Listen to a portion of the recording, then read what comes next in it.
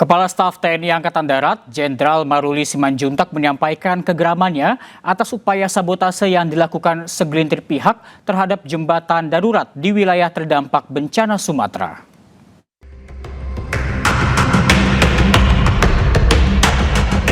Pemerintah memberikan keterangan terkait pemulihan dan rencana strategis pasca bencana jelang akhir tahun di Lanut Halim Perdana Kusuma, Jakarta Timur, Senin pagi. Kepala Staf TNI Angkatan Darat Jenderal Maruli Simanjuntak mengungkapkan kegeramannya atas upaya sabotase yang dilakukan segelintir pihak terhadap jembatan darurat di wilayah terdampak bencana Sumatera. Ia tidak menyangka segelintir pihak tersebut melakukan tindakan itu. Maruli mengaku tidak habis pikir di tengah kondisi keprihatinan saat ini masih ada kelompok-kelompok yang mau mengorbankan pemerintah. Baru ketahuan kemarin pagi, jadi dilakukan pada malam hari. Ya, memang sebetulnya sudah banyak yang mengingatkan, termasuk Pak Seskap, supaya jangan ada sampai sabotase. Saya sudah sampaikan juga di bawah, ya di bawah juga pikir, ya masa sejahat itu orang gitu loh. Akhirnya cuma jaga-jaganya tuh cuma disiplin bobot jembatan, duduk-duduk di pinggir gitu. Jadi ternyata ya ini bukan hanya dilonggarkan, dilepas. Jadi memang niatnya sudah luar biasa ini. Jadi nanti kita akan telusuri sampai sejauh mana, namun saya pikir kita lebih baik fokus saja bagaimana pekerjaan kita ini bisa melayani masyarakat dan bisa dijaga untuk bisa betul-betul aman buat masyarakat itu. Maruli juga mengajak seluruh pihak untuk kompak dalam upaya pemulihan bencana di Sumatera. Tim Liputan Anyus melaporkan. Pemirsa, pemerintah telah merampungkan 10 jembatan darurat di 3 provinsi terdampak bencana di Sumatera. Ke-10 jembatan itu terdiri dari 4 jembatan di Aceh, yakni Jembatan Tepin Mane, Jembatan Tepin Redep, Jembatan Jempa, dan Jembatan Matang Bangka di Kabupaten Biren. Kemudian 2 jembatan di Sumatera Utara, yakni Jembatan Anggoli di Kabupaten Tapanuli Tengah, dan Jembatan Arandalupaya Bakung di Kabupaten Deli Serdang. Lalu 4 jembatan di Sumatera Barat, di antaranya Jembatan Sikabau di Pasaman Barat, Jembatan Padang Mantuang di Padang Pariaman, serta Jembatan Bawah Kubang dan Jembatan Supayang di Kabupaten Solok. Pembangunan jembatan darurat menjadi salah satu fokus utama pemerintah sejak bencana banjir bandang dan longsor melanda Aceh, Sumatera Barat, dan Sumatera Utara pada akhir November lalu. Langkah ini dilakukan untuk menyambungkan kembali wilayah-wilayah yang sempat terisolasi akibat rusaknya infrastruktur konektivitas.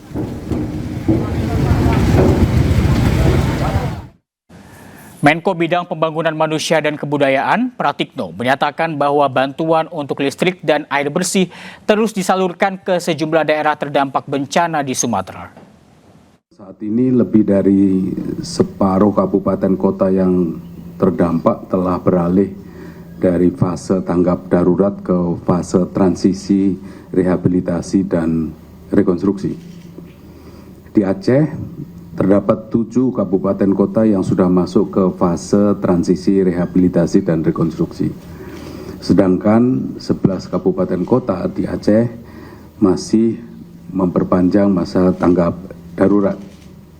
Di Sumatera Utara terdapat 8 kabupaten kota yang sudah masuk ke tahap transisi, rehabilitasi, dan rekonstruksi, dan 8 kabupaten kota masih tanggap darurat.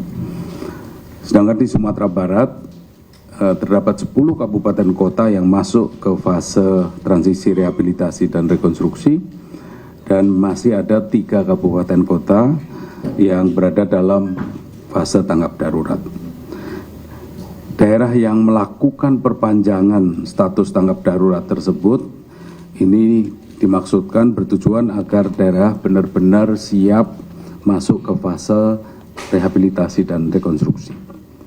Yang kedua, terkait dengan isu listrik, air, dan jaringan komunikasi. Terkait listrik, pengiriman genset, mobil penjernih air, truk tangki, sumur siap pakai, toilet darurat, dan berbagai alat lainnya. Pemirsa, distribusi bantuan terus diberikan pada korban bencana di Aceh dan Sumatera. Di Dusun Sarah Raja, Aceh Utara, bantuan diberikan melalui perjuangan panjang, menyusuri sungai dan berjalan kaki.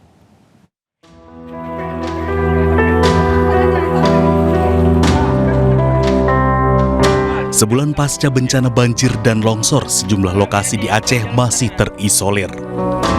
Anggota TNI dan relawan bekerja keras memasok bantuan kemanusiaan untuk korban banjir di pedalaman Dusun Sarah Raja, Aceh Utara.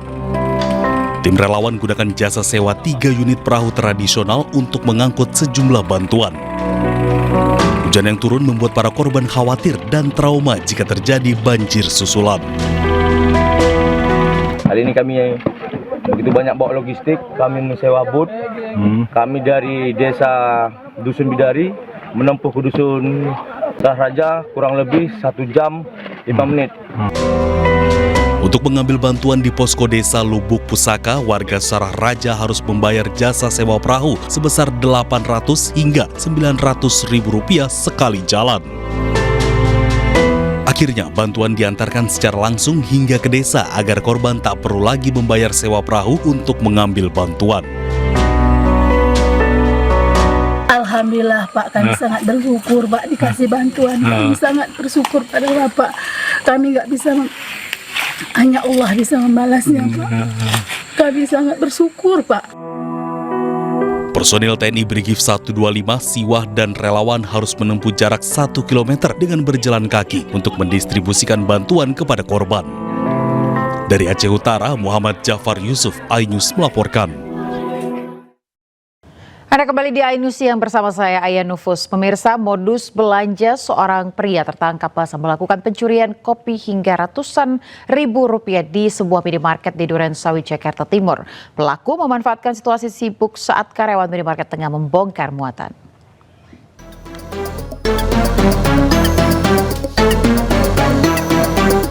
Seorang pria Parubaya ditangkap usai terbukti mencuri kopi senilai Rp300.000 di minimarket di kawasan Pondok Kopi, Durensawit, Jakarta Timur. Petugas kepolisian yang tiba di lokasi langsung melakukan pemeriksaan terhadap pelaku. Awalnya, pelaku datang dengan modus membeli sebuah minuman. Setelah itu, pelaku secara perlahan menggasak kopi dengan jumlah banyak senilai Rp300.000. Karyawan minimarket yang curiga dengan ukuran tas pelaku yang semakin membesar langsung menangkapnya hingga pelaku tak bisa berkutik. Tim saya lagi kerja, kebetulan lagi datang barang, dan ini orang bawa tas di depan, dan di dalam gerak-geriknya itu udah mencurigakan, dan dia sudah ngambil kopi senilai 11 bis dan mengakibatkan kerugian itu sekitar Rp300.000. Guna kepentingan penyelidikan lebih lanjut, pelaku beserta barang bukti langsung dibawa ke Mapolsek Durensawit. Dari Jakarta, Rio Manik, iNews melaporkan. Pemirsa, seorang remaja menjadi korban hipnotis saat disuruh berbelanja ke warung oleh orang tuanya di kawasan Tambora, Jakarta Barat. Naas motor yang dikendarai remaja tersebut raib dibawa kabur pelaku.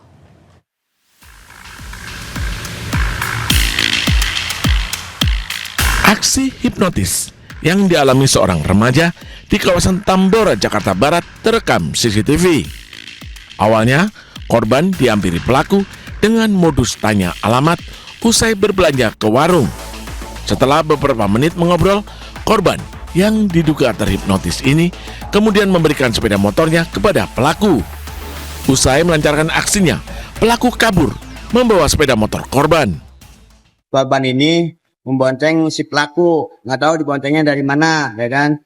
Nah tiba-tiba diberhentiin di sini, dan ngobrol-ngobrol ditukerlah antara disuruh pegangin tasnya, terus si korbannya menyerahkan kunci. Setelah menyerahkan kunci, pelaku membawa motor, tidak baik lagi, baru si korban ini teriak gitu. Korban telah melaporkan kasus hipnotis ini ke pihak yang berwajib dengan membawa alat bukti rekaman video CCTV.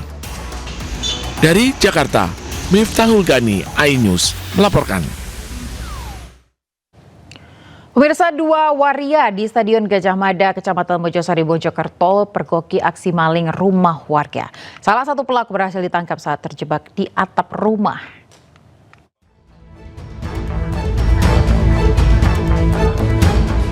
Aksi pencurian ini terjadi di salah satu rumah warga di Desa Seduri, Kecamatan Mojosari, Kabupaten Mojokerto.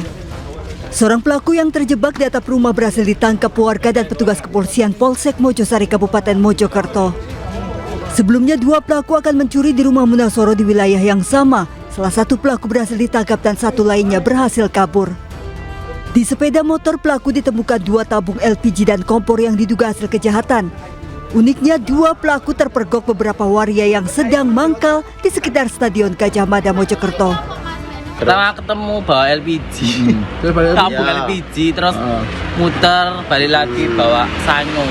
Sampai jam itu mau ya. Terus sempet goda-godain waria sih. Terus habis itu naik di rumah itu. Terus naik lewat bus. Bus naik ke loteng. Selanjutnya itu ada keluar, ada apa ya saya kira. Terus kelihatan kaos merah jalan ke depan. Jam berapa, Bu? Jam 3. Jam 3 malam itu ya? Iya. Terus Terus ada orang tetangga sebelah jualan kopi itu bilang, ada maling Mi, ada maling, bangun. Aksi maling tersebut diketahui warga hingga membuat pelaku panik. Pelaku sempat berusaha menghindar dengan melarikan diri ke bagian atap rumah. Meski pelaku berhasil meloloskan diri, Munasoro mendapati sejumlah barang di rumahnya diduga sempat diambil. Peristiwa tersebut kemudian dilaporkan ke warga sekitar. Agar tak menjadi bulan-bulanan masa, pelaku yang belum diketahui identitasnya telah berada di Polsek Mojosari untuk dimintai keterangan.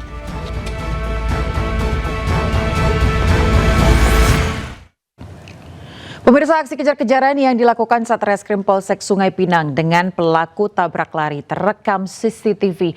2 pelaku berhasil diamankan yang ternyata keduanya merupakan kurir narkoba.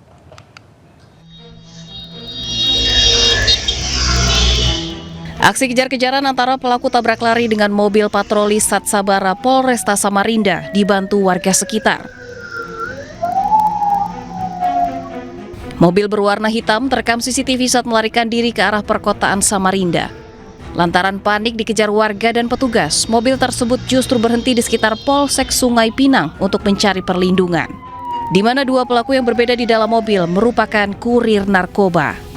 Dari tangan pelaku, polisi mengamankan barang bukti 104,9 gram yang didapatkan dari pengedar di Samarinda. Mau diantar kemana? Ya.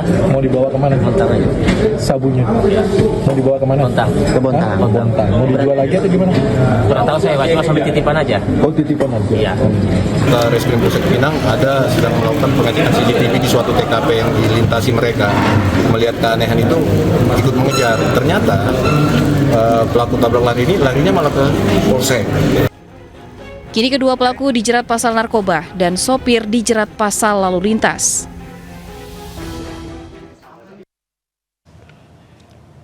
Aksi kejar-kejaran polisi dengan kurir narkoba terjadi di Deli Serdang, Sumatera Utara. Pemirsa, upaya pelarian pelaku terhenti setelah mobil dikendarai terperosok ke sawah.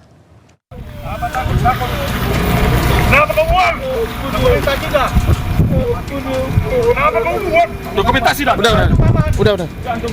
Aksi kejar-kejaran antara polisi dengan kurir narkoba ini terhenti setelah minibus yang dikendarai pelaku tercebur ke sawah di pagar Merbau, Deli Serdang, Sumatera Utara.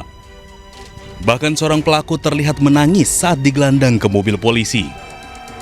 Karena kondisi pakaian mereka penuh dengan lumpur, polisi langsung memandikan keduanya di saluran irigasi sawah. Saat diinterogasi, pelaku mengaku sempat membuang paket sabu seberat 2,7 kg untuk menghilangkan barang bukti.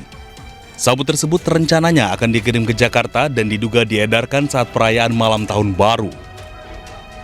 Dilakukan pengejaran terhadap kendaraan Avanza warna putih dan kita bisa melakukan mengamankan 2 orang pelaku dengan jumlah barang bukti ada 3 bungkus narkoba dengan berat kurang lebih 2.760 gram. Saat ini sabu yang dibuang telah ditemukan. Polisi terus melakukan penyelidikan dan memburu bandar serta pemasok narkoba yang dibawa oleh pelaku. Dari Medan, Sumatera Utara, Amin Nur Rasid, iNews melaporkan. Pemirsa, sejumlah pedagang petasan dan kembang api di Makassar, Sulawesi Selatan terjaring razia. Warga sebelumnya diimbau untuk merayakan pergantian tahun dengan tidak berlebihan sebagai bentuk empati korban bencana di Pulau Sumatera.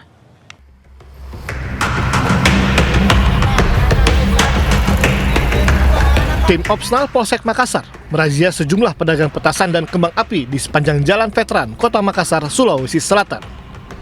Razia ini menindaklanjuti imbauan untuk tidak melakukan pesta kembang api di malam pergantian tahun. Warga yang kedapatan asik berpesta kembang api di jalanan diberi peringatan. Sebagai bentuk empati akan bencana yang menimpa Pulau Sumatera, warga diimbau tidak merayakan malam pergantian tahun dengan berlebihan. Tadi kami sempat mengamankan kurang lebih 60 batang beberapa jenis petasan di Jalan Veteran. Setelah kami periksa, ternyata pelaku usaha tersebut memiliki izin menjual. Demikian. Seluruh petasan dan kembang api yang disita dari sejumlah pedagang kemudian diamankan di Mapolsek Makassar untuk proses lebih lanjut. Dari Makassar, Sulawesi Selatan, Syahrul Adiaksa, iNews melaporkan. Ya, pemirsa, persiapan terus dilakukan di sejumlah daerah di tanah air menjelang tahun baru seperti di Banjarnegara, Jawa Tengah. Polisi menggelar pengamanan dan sterilisasi hotel antisipasi aksi teror.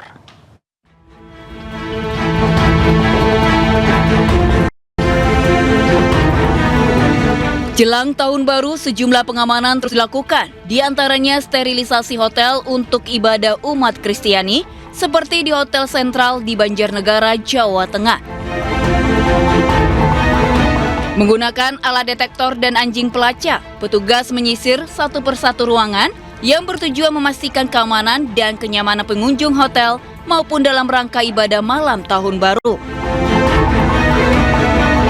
Kami himbau kepada masyarakat pada saat perayaan tahun baru, malam tahun baru, untuk mematuhi peraturan berlalu lintas.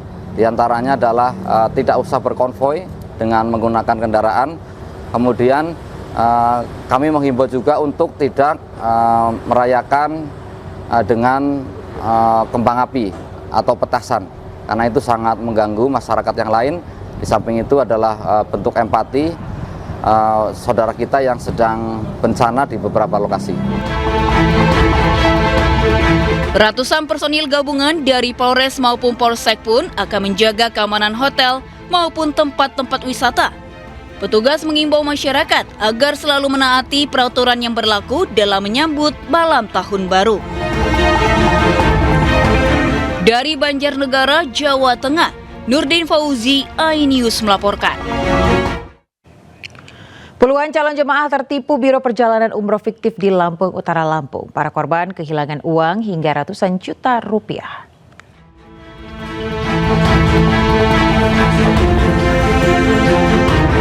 Satuan Reserse Kriminal Polres Lampung Utara membongkar kasus dugaan penipuan dan penggelapan berkedok Biro Perjalanan Umroh.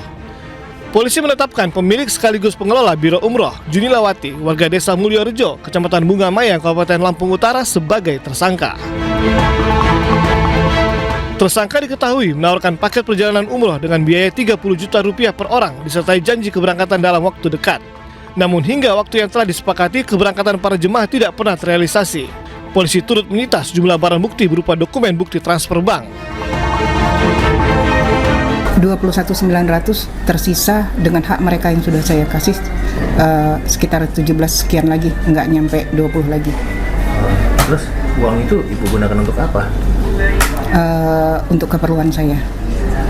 Kenapa sih Bu? Kok Ibu sampai nekat kayak gitu Bu? Bukan nekat, itu terpakai. Kurang lebih ada 200 juta rupiah. Modus dari tersangka ialah menjanjikan pada korban akan berangkat pada tanggal tertentu. Namun saat tiba tanggalnya itu si korban tidak juga diberangkatkan dan tersangka selalu beralasan. Atas perbuatannya, tersangka dijerat pasal tentang penipuan dan pasal tentang penggelapan dengan ancaman hukuman maksimal 4 tahun penjara. Dari Lampung Utara, Lampung, Jimmy Irawan, iNews melaporkan.